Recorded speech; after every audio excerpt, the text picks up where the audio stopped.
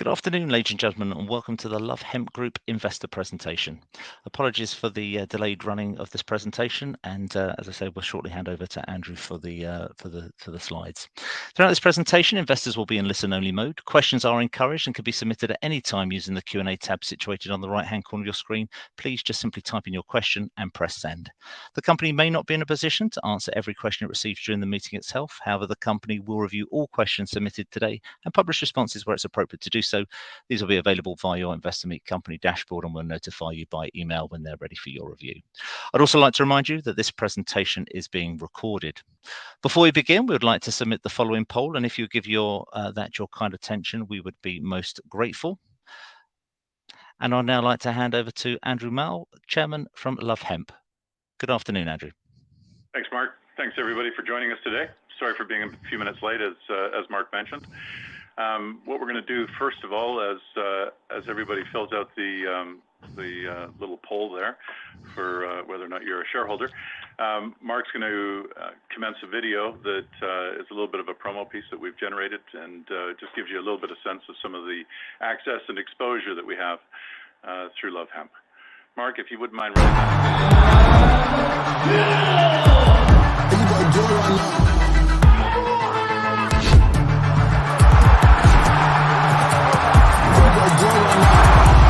No rush, go on mute.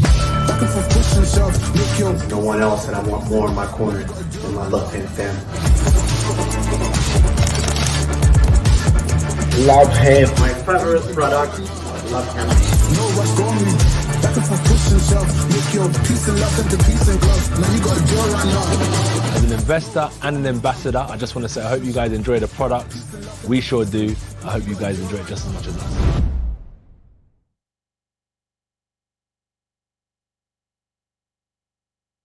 Thanks very much, Mark. That's great.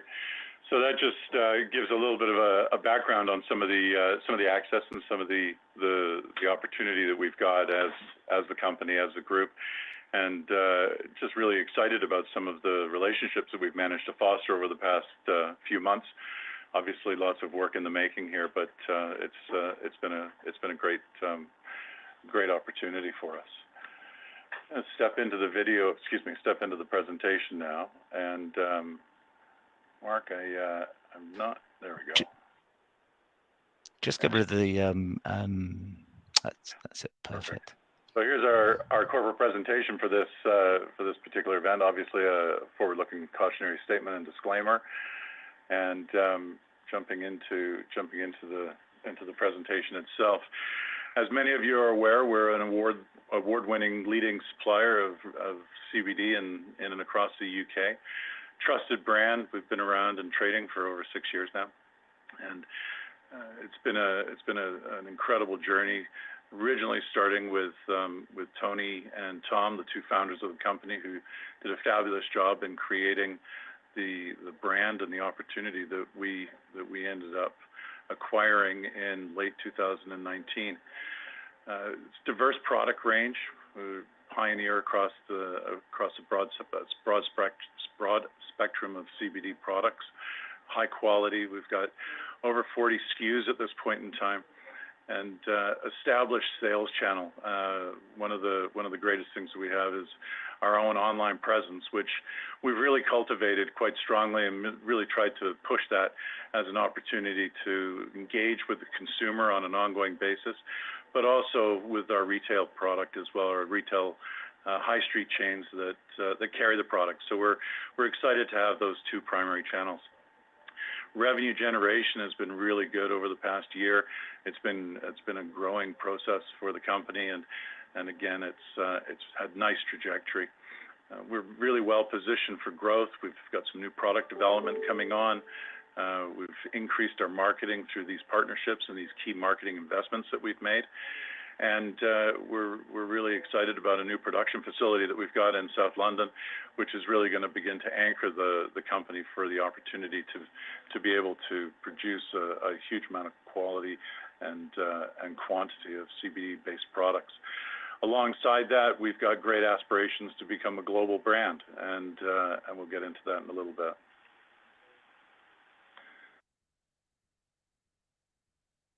As you can see here, the product is made by us, and we're really proud of that factor. Our team in the lab and in the production facility do a great job. We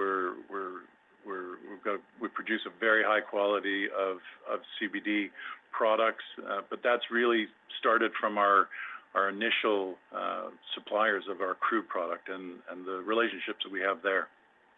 Consistency is guaranteed because we do double batch testing across the product line. We're ISO certified, and we've got a primary authority. We're the first company in the UK, first CBD company in the UK to obtain this. And Tony and the team did a great job in securing that. The Trustpilot and Google reviews that we've got position us right up at the very top of the sector, and we're really excited about those customer experiences that we constantly have.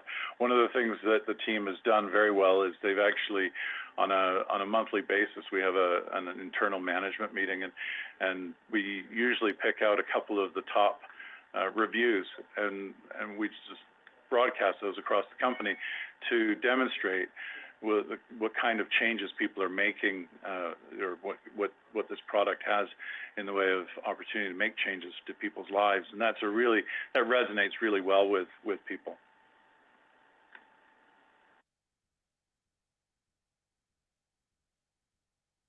This slide here, let's.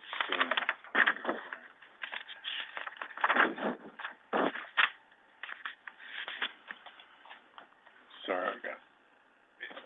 So broad product range here. As I said, over 50 SKUs, 20 SKUs. So 20 of those SKUs are in high street retailers. Multiple flavors, different strengths. New product development team is well underway. You can see on the right-hand side some of the areas that we're moving in, or some of the areas that we presently have access to and are presently supplying, but also areas that we're moving into. We're always looking for new verticals, and we're focused on innovation and technology. This has been a core strength for the company, and it's really something that the team at Love Hemp really tries to do.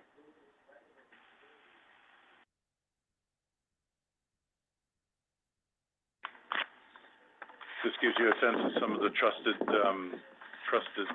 areas that we're in from a sales channel perspective. Recently, we've announced Amazon. Obviously, that was a key thing for us. Holland & Barrett, we're deep into the Holland & Barrett high street chain. Obviously, Boots, Alliance Healthcare is a great distribution channel for us as well. So, in summary on this, we were found in over 70 different websites, marketplaces, or portals, and across over 2,000 high street retailers. This is an ongoing expansion plan, and something where we're really quite keen to move and expand on a constant basis. The other thing that occurs inside this is that inside Holland & Barrett, for example, we're always striving to actually get more of our product line inside those high street retailers. Obviously, the same exists on our own online channels and the various different portals, but that's really something that we want to really try to expand on. As you look at many of the other CBD companies that are online, as well as in the high street retailers, they don't really have the product line that we have represented on those various different channels.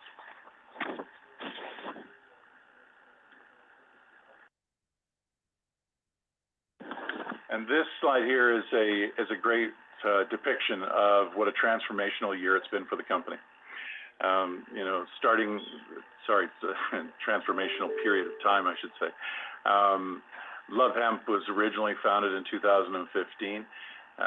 Expansion into retail in 2017, and then operational expansion plans with Tony and Tom, the two founders of the company, really took shape in 2018. And it was at that point in time that we started looking at it from a PLC perspective, from an investment perspective, and we were looking for a company to look at that we could align ourselves with, partner with, and acquire. And that was the culmination of October 2019 when World High Life ended up acquiring Love Hemp for £9 million, and that was the time that we went public with the company. 2020 had strong sales, continued through the COVID lockdown period, which was challenging for everybody, and we're really quite pleased with our results during that period of time. We had a good reaction to our offerings. 2021, this is our transformational year. Some new team members. We did a conversion of debt to equity. We completed our global partnership with the UFC, which is a very key event for us. Anthony Joshua joined us as an investor and an endorser. And we also have established our Asia distribution opportunity through Ecargo, as well as establishing our Amazon listing. So we're quite excited with all of the events that have happened so far this year. And now as we move into 2022, we're looking forward to moving into our new facility. We'll obviously increase our marketing across the various different channels.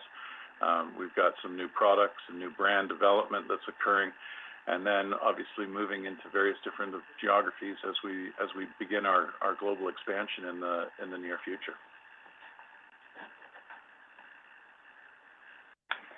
Part of that transformational year for us was a number of events that really positioned this company incredibly well. We removed $5 million of debt from the balance sheet, which was a conversion of original convertible loan notes that were used to finance the company.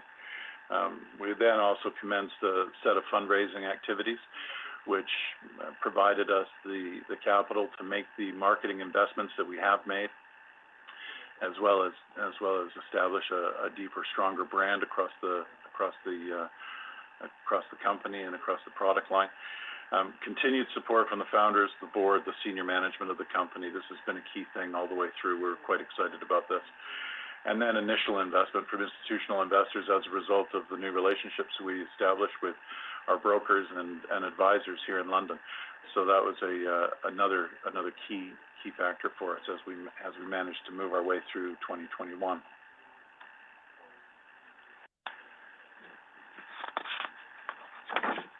The continuing to attract top-tier talent across all areas of the business has been key to this process as well, and key to the success of the company. We've added a new non-exec director in James Ward. James Martin joins us as a Chief Operating Officer with good change management skills, and a leg from a corporate communications perspective with her depth of knowledge across governance and social media, as well as corporate communications. Martin Healy, from a growth perspective, revenue and growth perspective, a key individual for us. Nathan Davies, creative content, and Paris Magnon from a marketing perspective. These are just a few of the people that have joined the company in recent months, and this is going to be an ever-expanding process for us. We're going to continue to really push hard and to continue to build the company.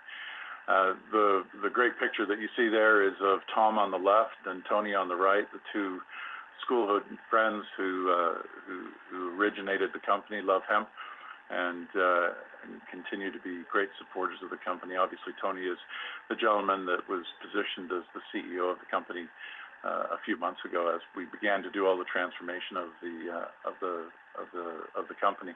In the background, a little sneak preview there. That's the new production facility that they're standing in front of the loading bay door. So the significant partnerships that we've managed to establish this year, I've said this a number of times, made mention of this a number of times. These relationships and these partnerships don't happen quickly. They take quite a bit of time to pull off, and the relationship that we've managed to secure with the UFC is transformational. There's no two ways of describing it. It's a five-year exclusive, category exclusive relationship.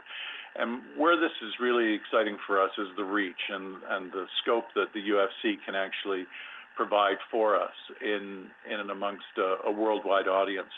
I'm not going to read through all the statistics there, but as you can see and as you can read, all of those numbers, tell a tale of just an immense amount of reach from a global brand perspective, and being able to be aligned with that is really exciting. As part of the relationship, we also have the opportunity to create a licensed range of UFC products. So that's something that we're going to be looking towards doing in the near future, and something that we're really excited about doing. It's going to be an interesting opportunity to effectively have a UFC CBD powered by Love Hemp, which is a great positioning for us. Anthony Joshua recently joined us as an ambassador, as well as an investor. It was wonderful to get him on board. We think he's a great spokesperson for not only himself and the boxing community, but the brands that he affiliates himself with, and that's one of the things that we're really excited about. Just a quality individual, and the opportunity for us to be able to utilize his brand and his ecosystem from a marketing and a brand awareness perspective. All of that's just starting to happen now. It'll be exciting. Everybody will begin to see some of that marketing paraphernalia, marketing scope in the coming months.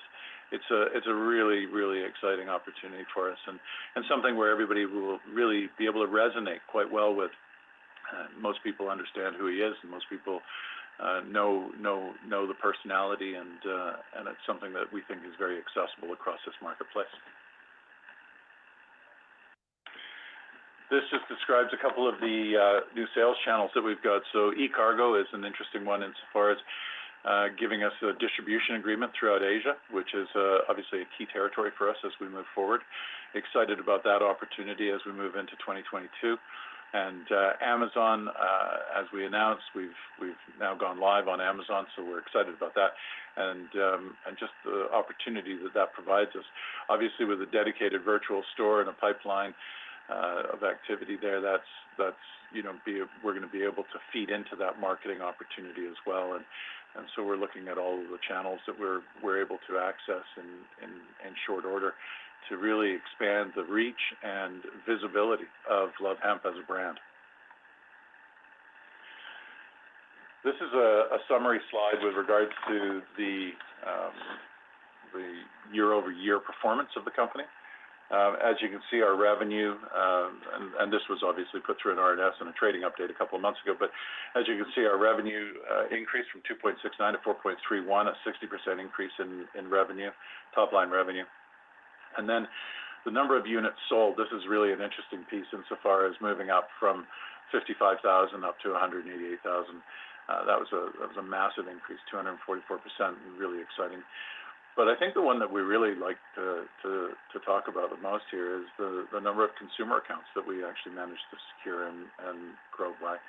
So 17,000, close to 18,000 accounts in financial year 2020, excuse me, and then up to almost 37,000 accounts in 2021, which was an exciting growth, because as those consumer accounts grow in size, obviously the more units they purchase, and the greater the repeat customer, and the ability to be able to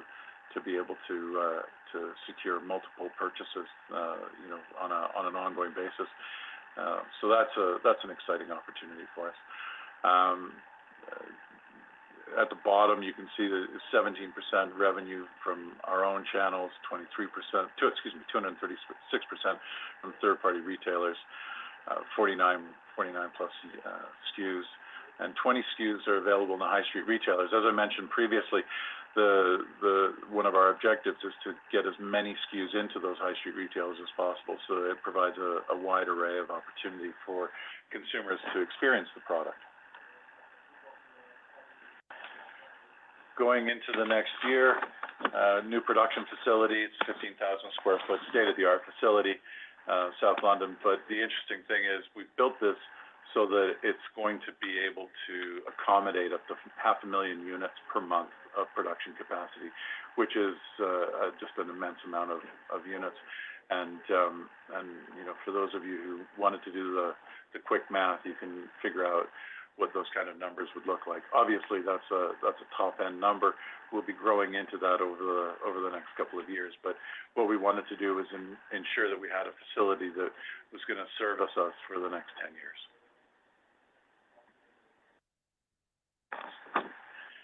So from a marketing perspective, a visual marketing perspective, we've got an above-the-line campaign here, so there'll be some marketing and some advertisement mediums that go out. Obviously, video on demand, outdoor press, TV, and then obviously the regions that we're focusing on right now in the initial stages: London, Manchester, Liverpool, the Northeast. And this is just an example. These are not exact, but this is just an example. The artwork there is an example of some of the stuff that you can actually hope to see in the near future. Obviously, the channels below, the TV channels below, are the ones where you'll begin to see some of the campaigns as well. And obviously, from a target audience perspective, really trying to focus in on various different groups that actually begin to understand and can use the product. They're people that will actually expand out and try something that maybe they haven't tried before, but also ones that feel comfortable with the brand alignment and the brand recognition.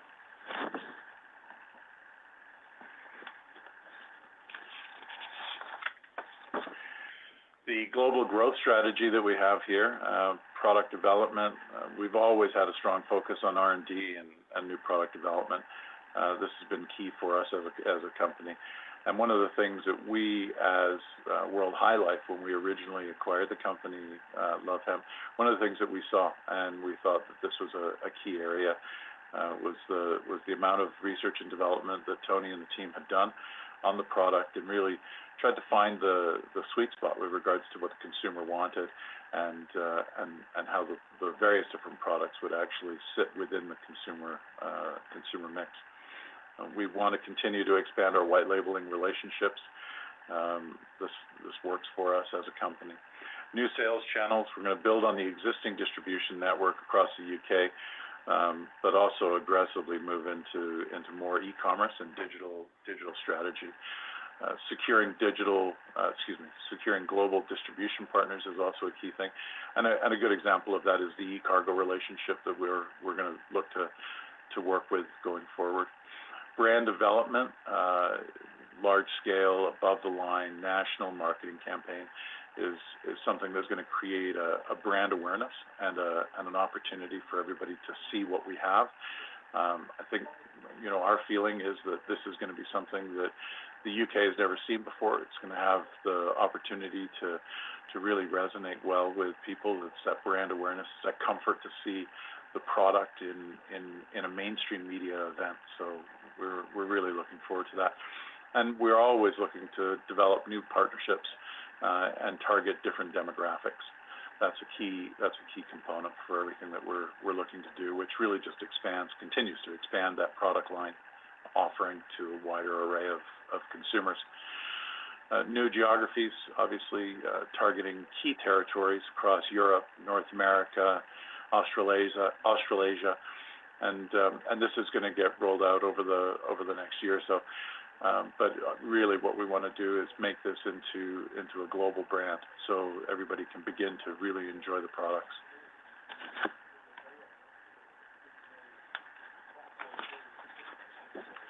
From an investment highlights perspective, I think we're one of the most trusted brands in the UK in the CBD space. A very broad product portfolio, good strong online presence, and a growing high street retail network. We're going to continue to look to do some rapid growth across the UK and really grab even a greater portion of the market share than what we already have. Obviously, key partnerships with UFC and Anthony Joshua are something that we're going to bring more on stream and become more visible with those. Our team, this is a very, very strong component. The team at Love Hemp are invested. We're very committed to this process, and that comes from the board of directors all the way down to the management team, and even into some of the staff and people that work for the company. We're excited about that. We're also operating in the richest part of the value chain.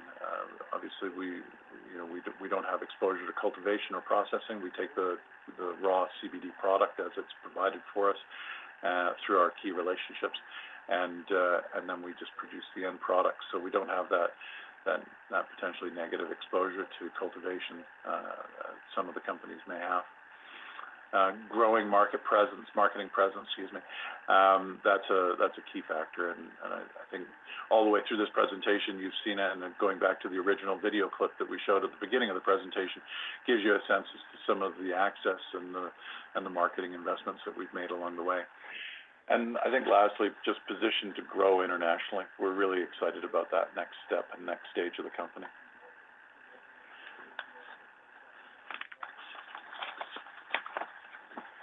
On a corporate snapshot perspective, as most of you are aware, we're listed on the Aquis Exchange here in London, and ticker symbol LIFE.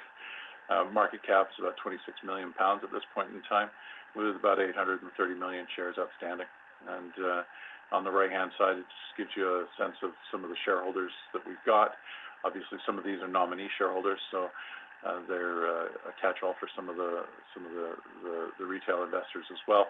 But one of the things that we did manage to do is, as earlier mentioned, in our last rounds of financing, we managed to secure a number of institutional investors which have supported the company very well and continue to support the company, and we're quite excited to have them on board, and really look forward to working with them going forward.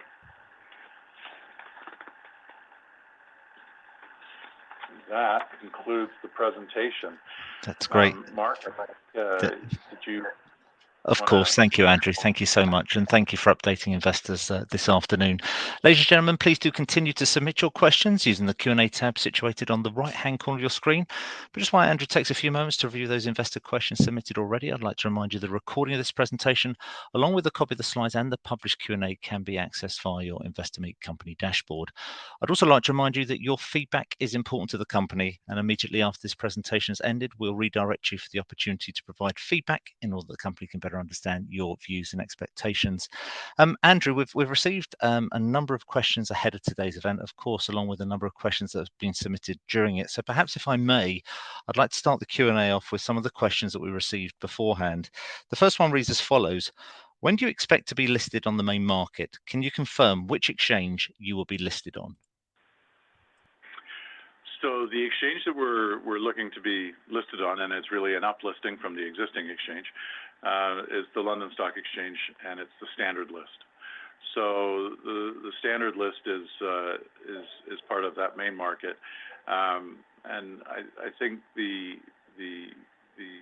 expectation from a timing perspective is it's imminent. We've already commenced the process of doing the submission of the prospectus.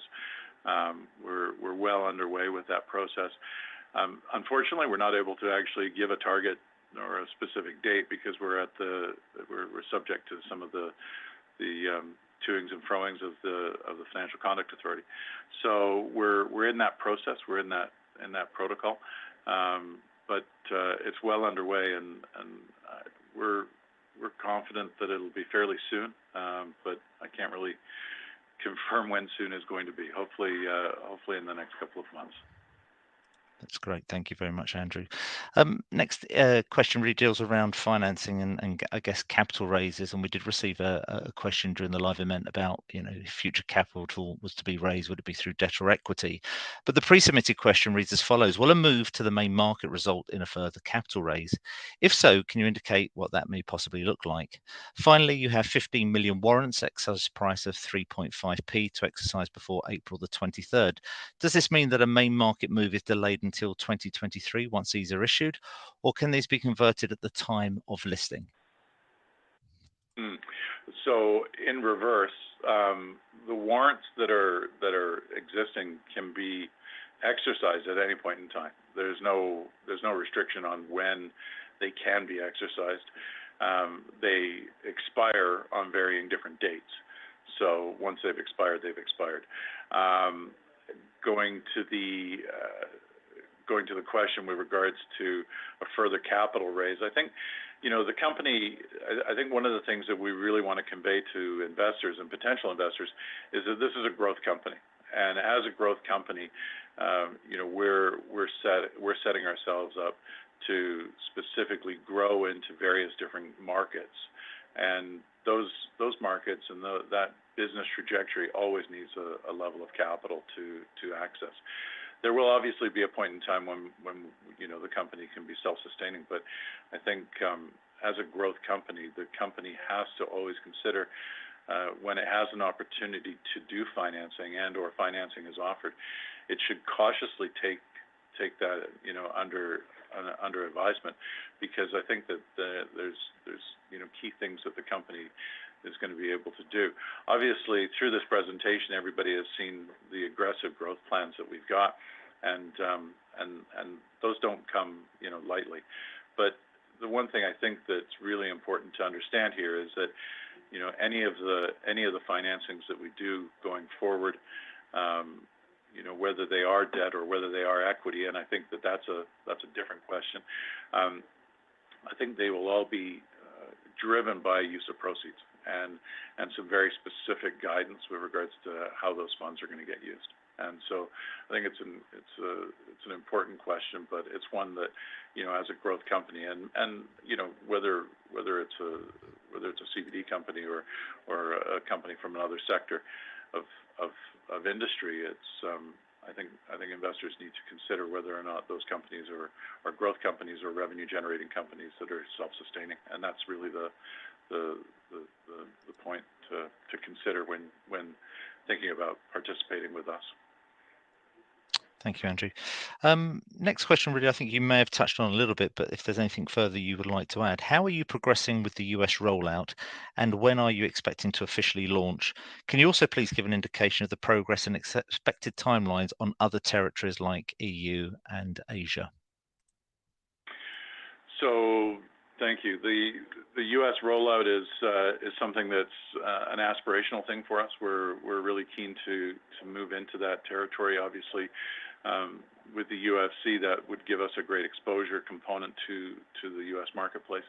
But along with that, we don't want to forget Europe and we don't want to forget Asia. And there's certain areas that are very low-hanging fruit for us. I think over the next over the next month to 2 months, couple of months, what we really want to try and do is ensure that we establish a strong footing with where we are right now. The expansion plans that we've got and the rollout plans that we've got are there. We've effectively spoken about them, but we have to be very cautious with these and make sure that we're positioned well and positioned at the right time.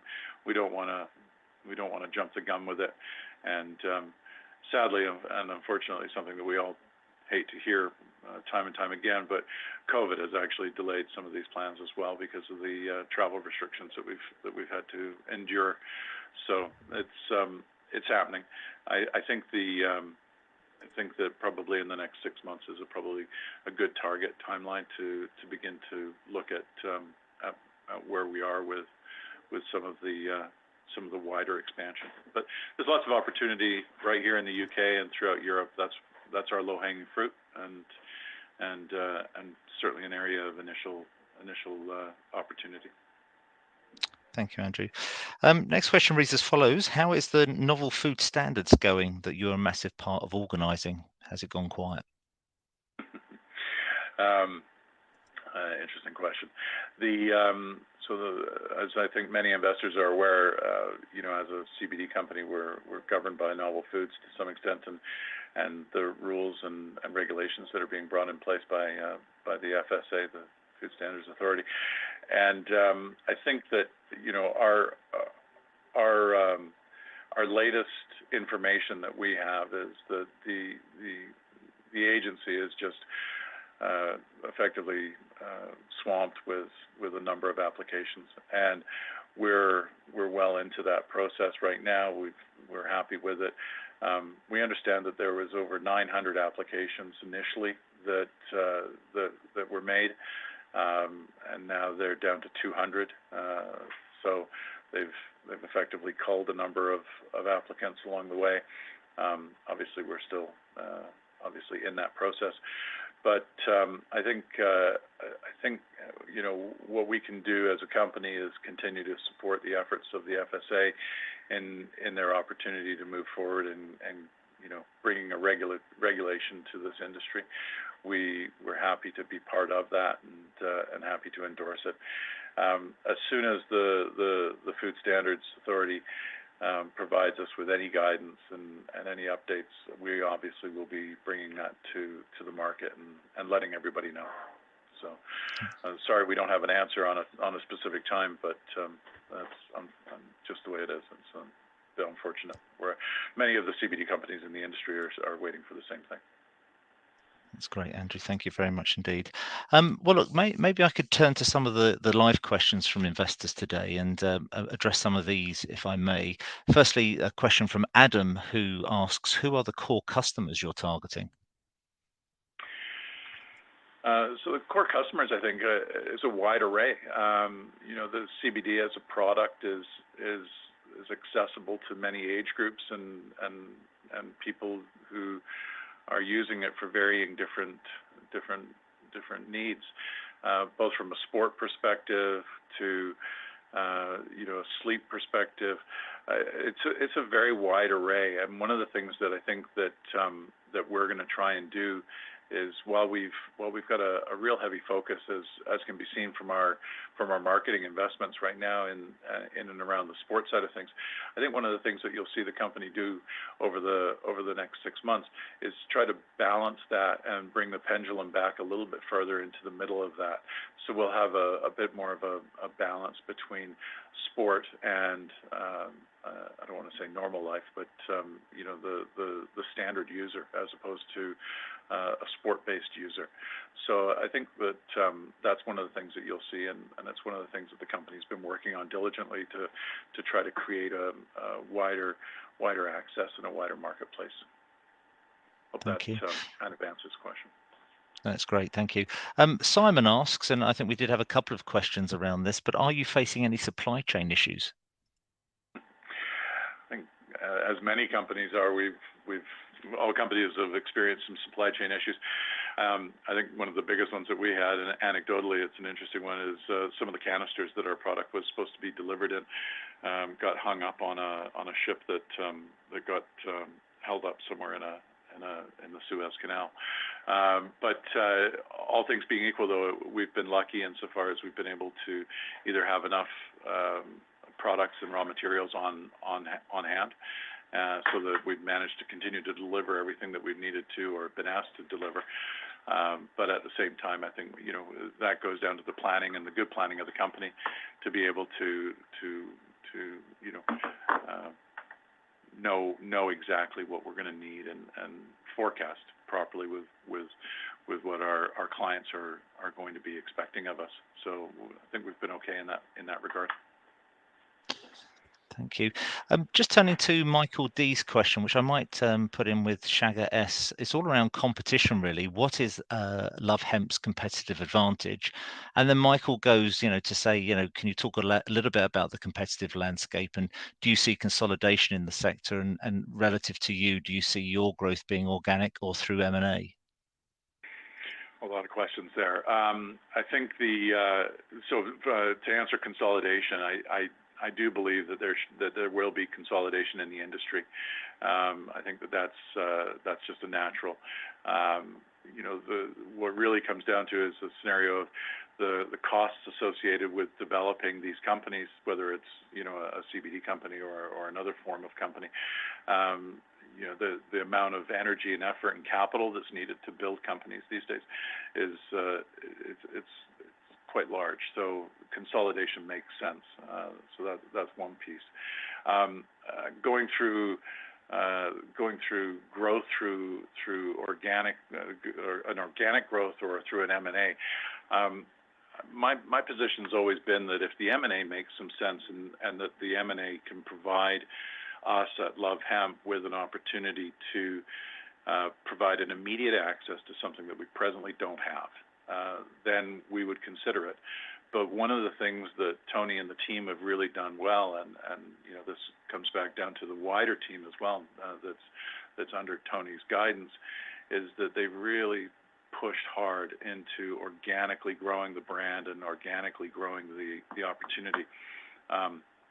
If we didn't believe in the organic growth of the business and the organic growth of the product, we would not have made the marketing investments that we've made in the UFC and Anthony Joshua.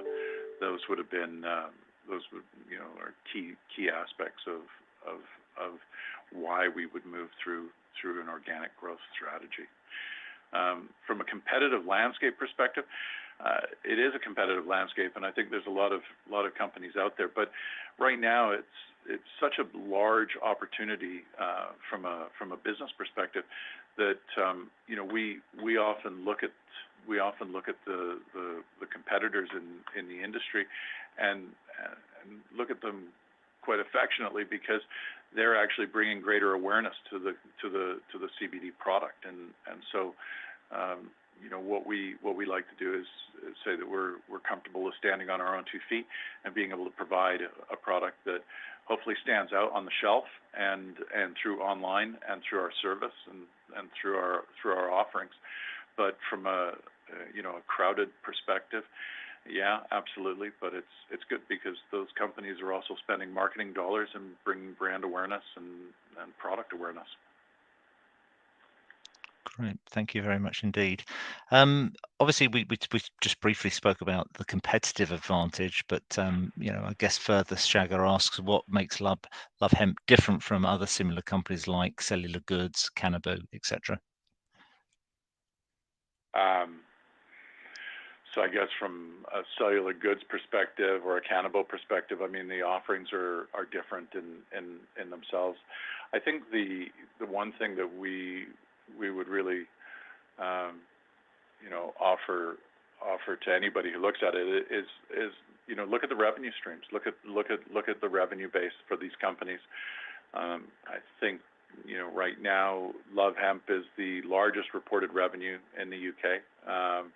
Obviously that may change in the future, but that's one of the things that we've really strived hard to do. And I think from a product offering perspective, we're also in a scenario where that product offering is diverse. Cannabis as a company is purely medicinal, and so I believe that they've considered doing some stuff with some CBD, but right now I think that their offering is more medicinal in nature, and ours is pure CBD. That's great. Thank you, Andrew. If I may turn to Adam's question. Thank you, Adam. How do you measure the ROI for the big marketing deals like the UFC and AJ? It's a really good question, and it's something that I'm not sure that we're going to be able to fully answer today, but it's something that we internally will certainly be measuring. And really what it comes down to is when we understand what the full access and the opportunity of those two entities are, and I use the word entities for them, but the brand awareness that they can bring to us,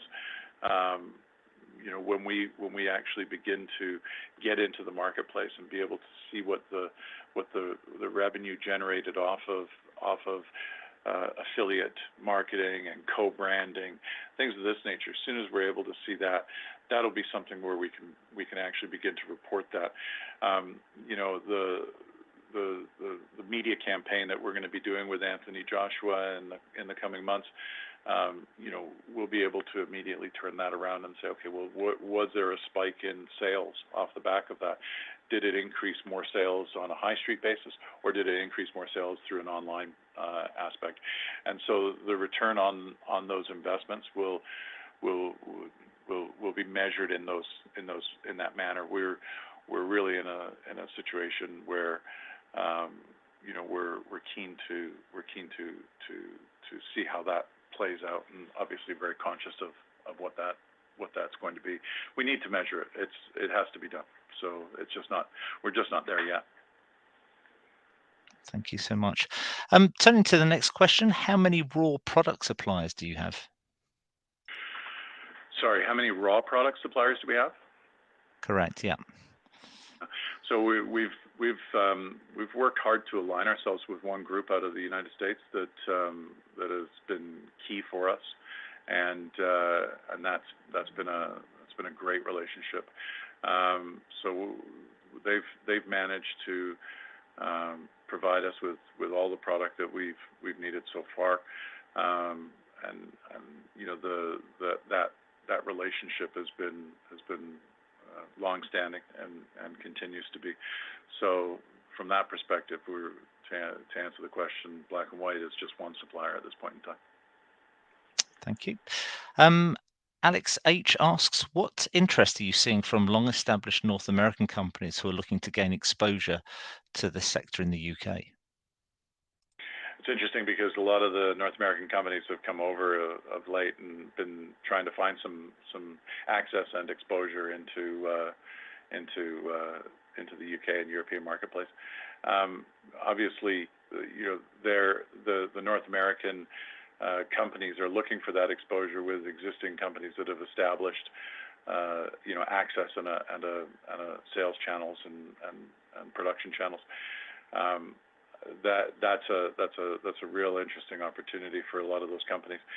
But at this point in time, we're pretty happy with where we are. We're proceeding ahead as planned, and you know, don't have any visibility on any of those kinds of M&A activities. We are trying to obviously establish ourselves as a global brand, so that's one of the things that kind of balances that pendulum, I think, or balances that seesaw. So we're kind of pushing back a little bit from the UK perspective back into other territories. Thank you very much indeed. Next question comes from Dean, who asks, when do you anticipate the new factory to be lived and fully moved into? So we're kind of in there a little bit right now, and we're straddling between the two facilities that we've got. Obviously, COVID had delayed the opportunity to get the building works done, and that's been a bit of an ongoing process for us. So right now we're able to use it as a shipping and a distribution location. I think probably we're going to be another 3 months or so before we're fully moved in. But what this has done is it's given us the opportunity to actually do a slower transition than we originally anticipated. Originally, we had aspirations of being able to, you know, shut the doors on a Friday and open up on a Monday, and now it's more of a long-winded process. But we're happy with it. It's progressing nicely. Lisa asks, what is happening with the new senior marketing appointments? Have White and Horan left, and have they been replaced? Yeah, so Mr. White and Mr. Horan have left the company, and we have replaced them. There will be announcements with regards to their replacements in the future as probationary periods clean up and just as they progress through. So yeah, those are roles that are well underway and have already been assigned. Thank you. David asks, any plans to put a trading statement since June was the last one?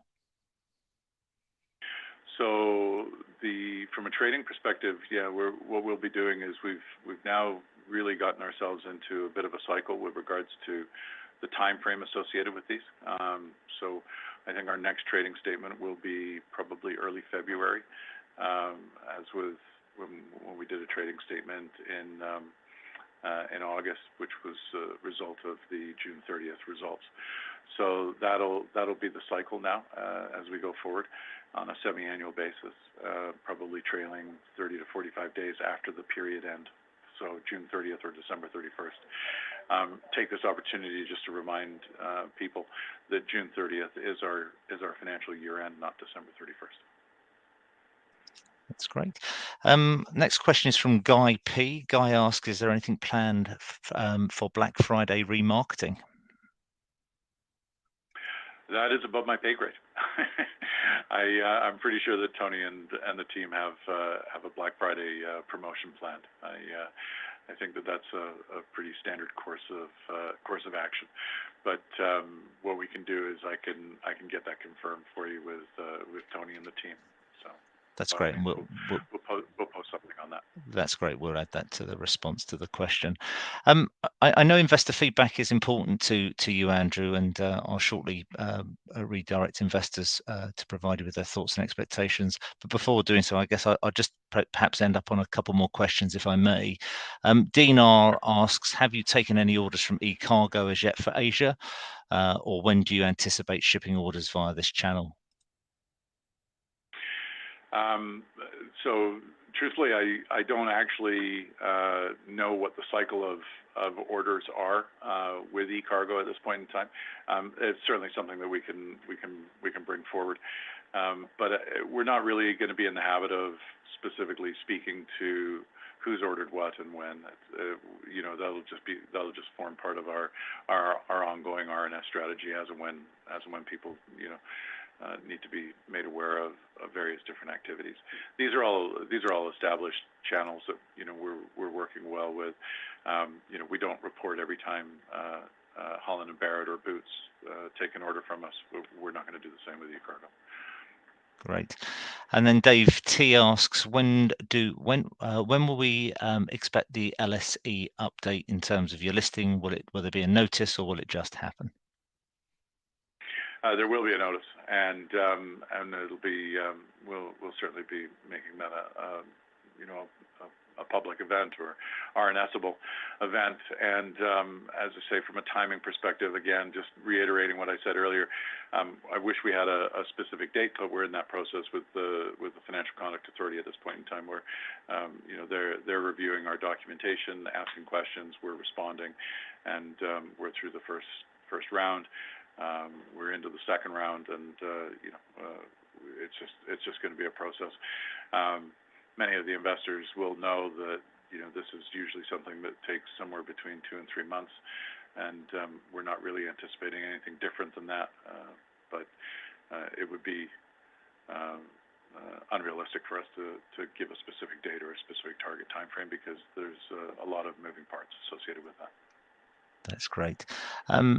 Andrew, thank you once again. I seem to be firing questions, and more questions keep coming in. So what we'll do is we'll make all of these questions available to you for you to review post the meeting. And thank you once again to all the investors that have taken time to submit questions today, and of course ahead of today's event.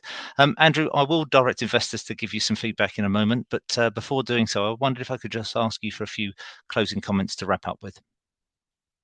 Yeah, absolutely, and I just want to say thank you to all the investors who have participated in this. It's been a good forum. I hope everybody's enjoyed it. We will endeavor to get back to all the questions that do get answered or get asked. Excuse me. From a Love Hemp perspective, I think one of the things that's exciting about this company is the opportunity of where we're going to be going, and it's really indicative of the marketing investments that we've made, the product development that we've made, the team building that we've completed, and really trying to draw this out as a global brand. I think these are the things that are exciting about the company. I think it's what sets us apart, and I think it's one of the things that when you look back at the last 10 months of work that the company's done. It's been a transformational year, and it's one where we've continued to work really hard to build forward on all of that trajectory that we've established, and it's a testament to Tony and the team and everybody who's working in the company that's really put their shoulder into it. So that's what I like to see from a board perspective, and I think we're in a good position going forward.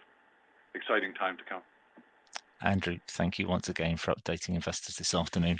Could I please ask investors not to close this session, as we'll now automatically redirect you for the opportunity to provide your feedback in order that the management team can better understand your views and expectations. This may take a few moments to complete, but I'm sure will be greatly valued by the company. On behalf of the management team of Love Hemp Group PLC, we'd like to thank you for attending today's presentation. That now concludes today's session, and good afternoon to you all.